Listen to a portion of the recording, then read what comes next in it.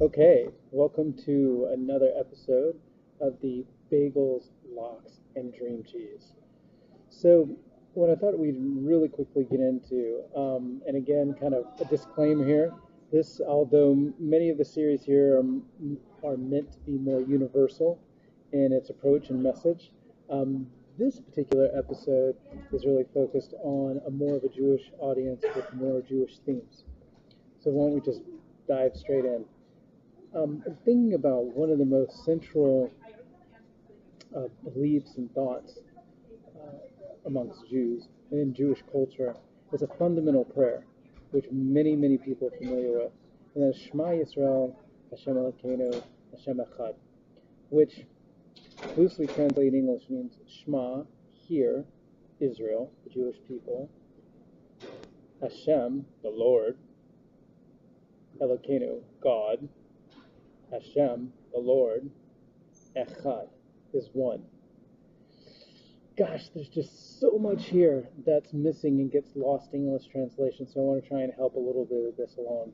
So first of all, Shema, the masters of wisdom in Jewish mysticism explain that Shema really is relating to a concept of understanding, to be contemplative. And that's really what the whole prayer of Shema, that just this one powerful verse is focused on, this idea of being very contemplative. And as we're going to see, we're going to be contemplative about creating a unified reality. So Shema, think, contemplate, hear, understand. That's what I'm saying, like, hear ye, gentlemen, lend me your ears, right? And it's pay attention, dial in. So that's Shema. That's one of, there's many layers to this, and maybe we'll get more depending on the feedback I get. But let's just start with this. Yisroel. Yisroel is referring to the Jewish people, and there's other layers within the word Yisroel. You can break it out, which means an officer, a godly officer. The godliness that's within us is an ongoing energy. There's a lot to it. But for right now, we'll just say, understand Jew, us, you, me, however you want to say it. What is it that we need to understand? What is it that we need to be contemplative about? So it says Hashem Elokeinu. Now the first name of Hashem, which usually is translated in English as Lord, the Lord is God. What does that mean? Anyways, here in the Lashon HaKodesh, in the holy language or the sanctified tongue, is the idea of, or classic Hebrew, biblical Hebrew, is we're actually alluding to the aspect of Hashem, the aspect of the Creator, the aspect of God, which actually is including all of creation and transcends all of creation. When we say Hashem, we're really alluding to the name Yud-K, Vav-K, the four-lettered name of Hashem, which encompasses and is used for all of the structure of creation. So that transcendent Creator, what is it that we need to think about? How that this same Hashem is Elokeinu. And Elokeinu meaning a type of godly energy that's immanent.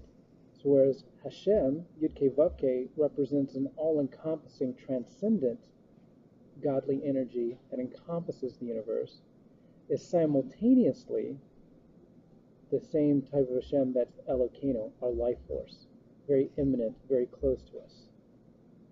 So we've got two parallel opposites going on. We've got transcendence, and then we've got immanence.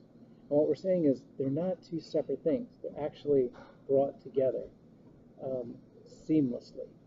And the way to think about it in our practical day experience is we could think of Elokeinu as nature, the day-to-day laws of how life seems to just kind of run on its own accord.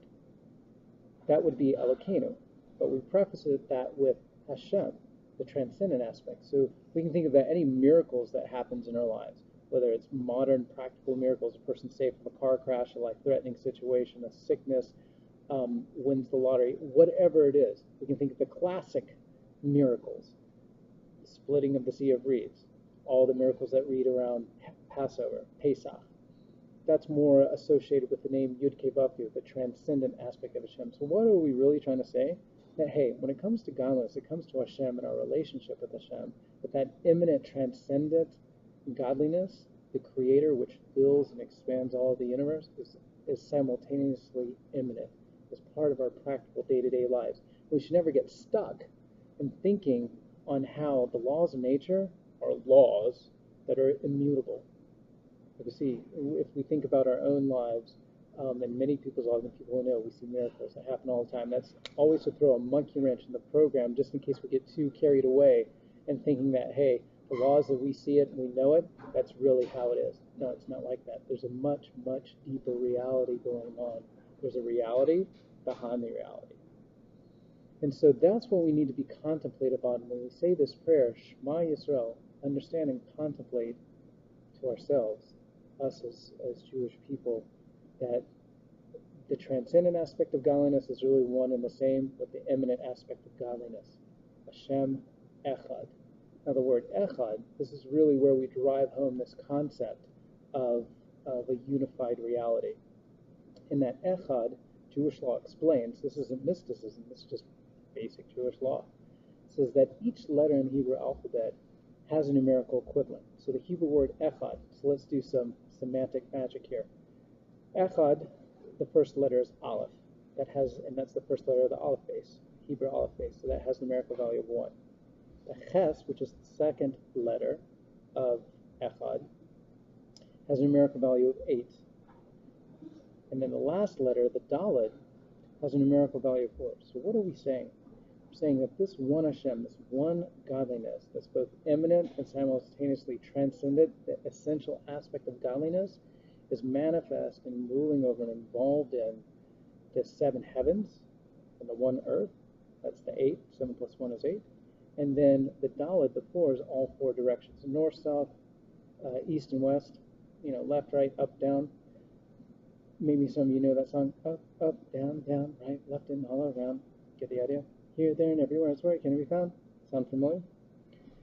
At any rate, the point being is that all of that, the entire universe and beyond the universe, the metaphysical universe, and our practical day-to-day reality, we should never lose track of, never lose sight of Hashem Echad, that there's an essential godliness that's there, that's vibrant and here, ever present, waiting for us to manifest that in our day-to-day lives. And that's really this unified reality of how, hey, don't be fooled. What you see is really not what you get.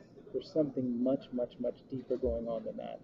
And so that's what TotaLiving BSD is dedicated to. When we see better, stronger, doing what matters, that's on a superficial level. On a deeper level, we're talking about body-soul dynamics and how they really shouldn't be separated from each other. They work together in harmony, much like this idea of the transcendent aspect of godliness, the immanent aspect of godliness really flow together seamlessly.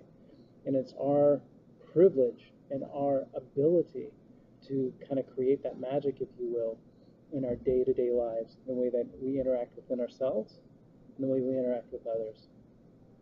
So kind of to bring it down even further, I think that's one of the most beautiful things, the concept around giving charity, which is its own topic. I'll give a teaser. Really, the word for charity, tzedakah, doesn't mean charity. That's in English. That's a weird English translation. That's connotatively what it means. It really means righteousness, because the money's not really ours to begin with, even though we worked and sweated for it. We'll get into that maybe in another video. The point being is that I think to bring it down is where you see this kind of fusion day-to-day reality is to go and give. When we give, we come outside of ourselves and we connect to another person. We bring two opposites and bring it together through the act of kindness, through the act of charity. So this is kind of pretty rapid and pretty rich. Let me know some of your feedback, how some things you'd like to hear more along these lines, deeper, a little bit higher level, however it works. Let's hear some feedback. The whole point was to start a conversation here, continue it on social, whether that's through Twitter, Facebook, or on homepage TotaLiving BSD.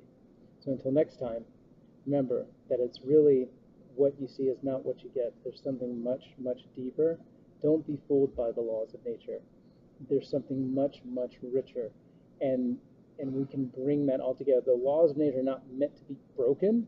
Oh, the laws of nature don't matter. Oh, let's see what happens when you walk off a building. Oh, oh. Come on. what we're talking about here is that this world, there's meaning and purpose and vitality that we should be bringing to the game and really raising it to that next level. And again, that's what Total Living BSD is all about.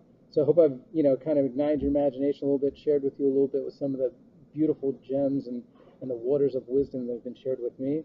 And let's continue. Until next time.